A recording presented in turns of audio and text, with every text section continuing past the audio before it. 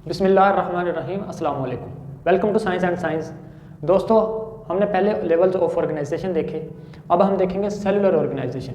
Cell के हिसाब से किस तरह से तंजीम बनती है या सेल आपस में तंजीम बनाकर किस तरह से जानदार बनाते हैं।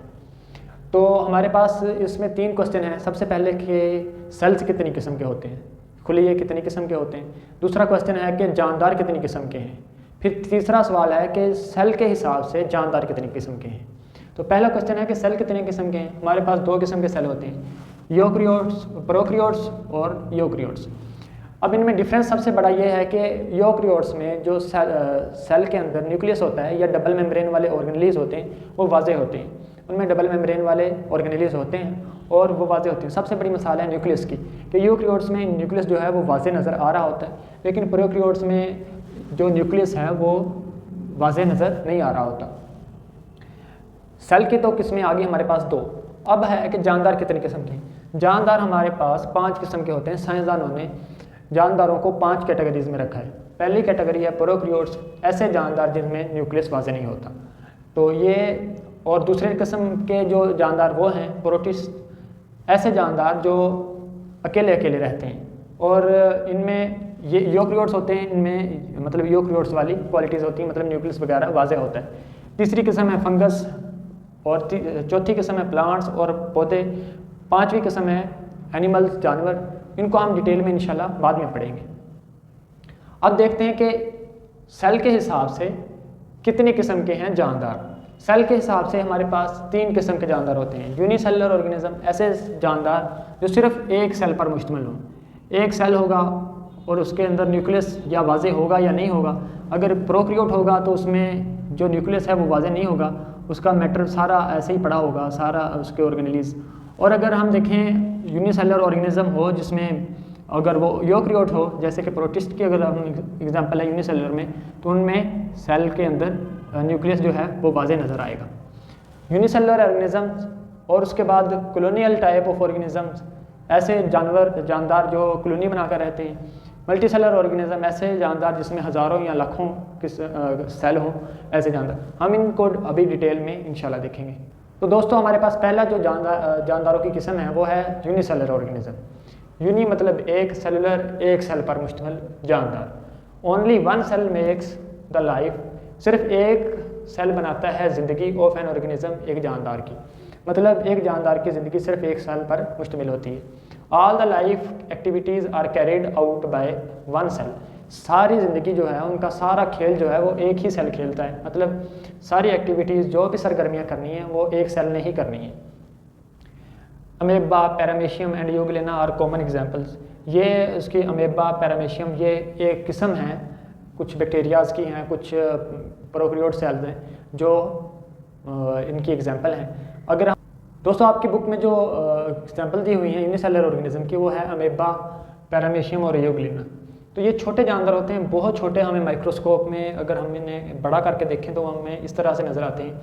तो मुकम्मल जो जानदार है ये देखें पूरा एक सेल पर मुश्तमिल है। इसके अंदर छोटे छोटे इसके ऑर्गेनेलीज हैं, ये ऑर्गेनेलीज नज़र आ रहे हैं। कुछ उसके छोटे वैक्यूल्स होते हैं जिसमें उनकी खुराक होती है और कुछ उनके बाकी मटेरियल वगैरह होता है अंदर का, जो उन्हें खुराक और बाकी एनर्जी वगैरह देता है। और बाकी डिवाइड होने के लिए कुछ प्रोटीन्स वगैरह भी होते हैं इनमें।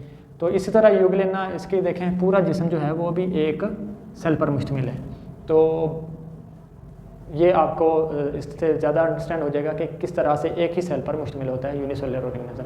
और ये आज़ाद रहते हैं, कॉलोनीज़ नहीं बनाते और एक दूसरे के साथ जुड़ के कोई ऑर्गन वगैरह भी नहीं बनाते, टिश्यू भी नहीं बनाते। अब देखेंगे कि कॉलोनियल टाइप ऑफ ऑर्गेनिज्म किस तरह से रहते हैं।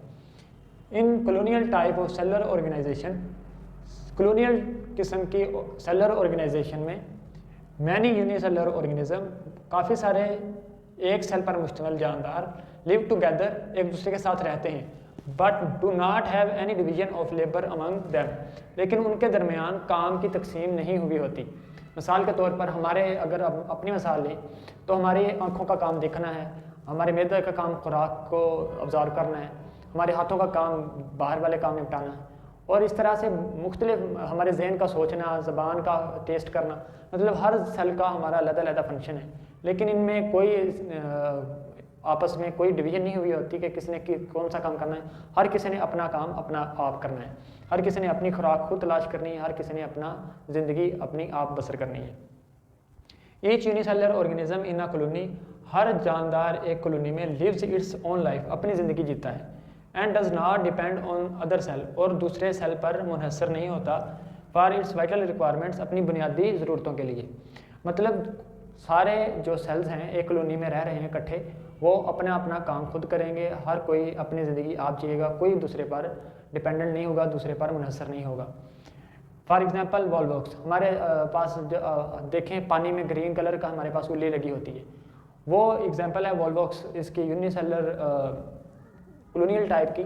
तो वो क्या कर रहे हैं कि अगर आप थोड़ी सी मतलब वहाँ से वॉलवॉक्स की कॉलोनी उठाएं, उसे लेकर आप पानी के दूसरे तालाब में फेंक दें, तो उस तालाब में वो ग्रो करना शुरू कर देंगे। मतलब उनकी हर सेल की अलग-अलग लाइफ है। अगर आप एक सेल भी उठा के वहाँ से किसी और जगह पर रख दें जहाँ पर उसे खुराक मिलनी शुरू हो जाए, तो वो अपनी ज़िंदगी नए सिरे से शुरू कर देगा, वहाँ पर नई कॉलोनी बन जाएगी। तो आपकी बुक में एक डायग्राम भी बनी हुई है जिसमें दिखाया हुआ है कि किस तरह से कॉलोनी बनाकर एक काफ़ी सारे सेल्स एक दूसरे के साथ जुड़े हुए हैं। ये एग्जांपल है, ये देखें कॉलोनी बना के इस तरह से वो आपस में रहते हैं, एक दूसरे के साथ जुड़े नहीं हुए, लेकिन अपनी अपनी ज़िंदगी हर कोई बसर कर रहा है। हो सकता है कि ये मर जाए, हो सकता है कि ये डिवाइड करके दो बना ले, इसका असर इस पर कोई नहीं होगा। वो अपनी ज़िंदगी जी रहा है, वो अपनी ज़िंदगी जी रहा है। दोस्तों उम्मीद करता हूँ आपको वीडियो पसंद आई होगी। वीडियोज़ को लाइक करें, चैनल को सब्सक्राइब करें ताकि सर्च करते हुए आपको हमारी वीडियोज़ आसानी से मिल सकें। इसके अलावा अगर कोई भी आपका क्वेश्चन हो टॉपिक के रिलेटेड तो आप कमेंट सेक्शन में ज़रूर पूछा करें, आपको इंशाल्लाह उसका जवाब दिया जाएगा। बहुत शुक्रिया, अल्लाह हाफिज़।